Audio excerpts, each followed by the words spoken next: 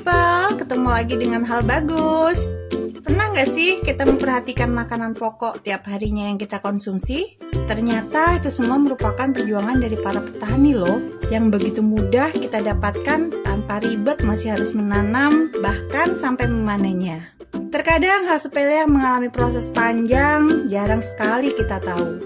Berikut ini perjuangan para petani dalam memenuhi kebutuhan bahan baku makanan yang menghasilkan butiran-butiran nasi yang setiap hari kita konsumsi. Tapi sebelum itu jangan lupa like, komen, dan subscribe channel ini karena masih banyak hal bagus yang belum kita ketahui di luar sana.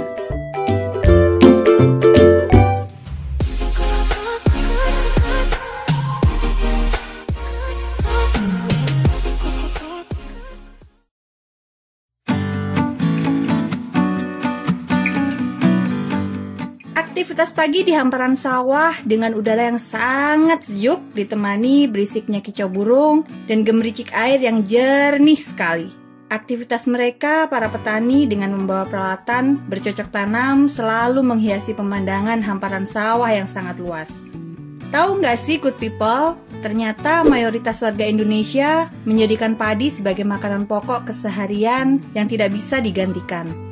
Tentunya hal itu juga merupakan tugas bersama dalam menjaga ketersediaan bahan pokok ini. Pada tahun 2019, diperkirakan lahan pertanian seluas kurang lebih 10,68 juta hektar mengalami penurunan sebanyak 700,05 ribu hektar, ya sekitar 6,15% dibandingkan tahun 2018. Sepertinya lahan pertanian terus menurun ya good people, karena peralihan menjadi lahan pemukiman sepertinya. Sumber lain juga memaparkan data produksi padi pada tahun 2019 diperkirakan menghasilkan sebesar 54,60 juta ton. Jika produksi padi pada tahun 2019 dikonversikan menjadi beras, menghasilkan kurang lebihnya sekitar 31,31 juta ton beras. Dan jumlah itu mengalami penurunan sebanyak 2,63 juta ton dibandingkan tahun 2018. Wow, banyak banget ya good people. Tapi masih cukup kan untuk memenuhi kebutuhan seluruh good people? Ternyata beras adalah salah satu produk makanan pokok yang paling penting di dunia ini loh good people. Hal ini terutama berlaku di benua Asia. Padi atau beras menjadi makanan pokok untuk mayoritas penduduk, terutama di kalangan menengah ke bawah ya good people. Di benua Asia juga merupakan tempat tinggal para petani yang memproduksi sekitar kurang lebih 90% dari total produksi beras dunia. Ini pasti jarang kita ketahui kan good people, saya aja juga baru tahu loh. Kita taunya hanya sebatas nasi yang kita konsumsi tiap hari dong. Meskipun Indonesia adalah negara terbesar ketiga yang memproduksi beras terbanyak di dunia, Indonesia masih tetap perlu mengimpor beras hampir setiap tahunnya. Walau biasanya hanya untuk menjaga tingkat cadangan beras sih.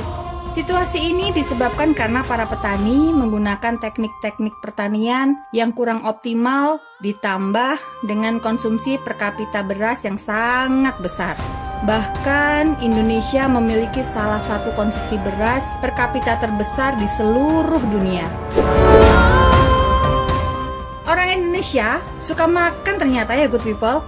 Wah, kebutuhan ini sedikit terbantu karena ada anggota penggemar diet nih kayaknya. Hehehe.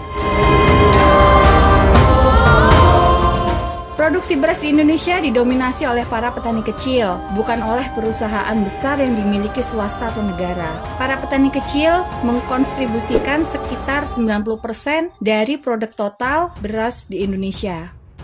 Mengingat populasi Indonesia mengkonsumsi beras dalam kuantitas besar dan mengingat resiko menjadi importir beras, Indonesia menempatkan prioritas tinggi untuk mencapai swasembada beras. Bahkan, Indonesia memiliki niat untuk menjadi eksportir beras loh. Kira-kira mampu nggak ya? Selama beberapa dekade, Indonesia telah berjuang untuk mencapai swasembada beras. Namun, hanya berhasil di pertengahan tahun 80-an dan 2008 sampai 2009. Pada beberapa tahun terakhir, Indonesia malah mengimpor sekitar 3 juta ton beras setiap tahunnya. Wow! Impor ini dilakukan oleh Badan Urusan Logistik atau Bulog. Sudah pada tahu kan? Badan ini memiliki monopoli untuk mengimpor dan ekspor beras, mengatur proses distribusi, dan menjaga stabilitas harga beras di Indonesia loh. Indonesia menggunakan 2 cara untuk mencapai swasembada beras. Pada satu sisi, pemerintah mendorong para petani untuk meningkatkan produksi mereka. Dan di sisi lain, berusaha mengurangi konsumsi beras dalam skala besar. Tapi sepertinya good people bakal nggak bisa kenyang nih kalau makan nasinya cuma sedikit. Bener nggak tuh? Wahaha. Perlu diketahui loh, pertumbuhan populasi Indonesia saat ini terus mengalami peningkatan. Dipastikan di waktu yang akan datang akan ada lebih banyak kebutuhan konsumsi bahan baku makanan. Sudah siapkah negeri kita ini mempersiapkannya? Atau sudah siapkah kita berbagi dengan saudara-saudara kita? Oke good people, itu penjelasan pendek mengenai bahan baku makanan yang kita butuhkan saat ini. Dan di waktu yang akan datang, pastinya kita harus respect dong dengan keadaan ini tentunya. Jika kamu mempelajari hal baru hari ini, jangan lupa share ke teman-teman kalian atau saudara-saudara kalian untuk berbagi pengetahuan. Dan jangan lupa subscribe channel ini.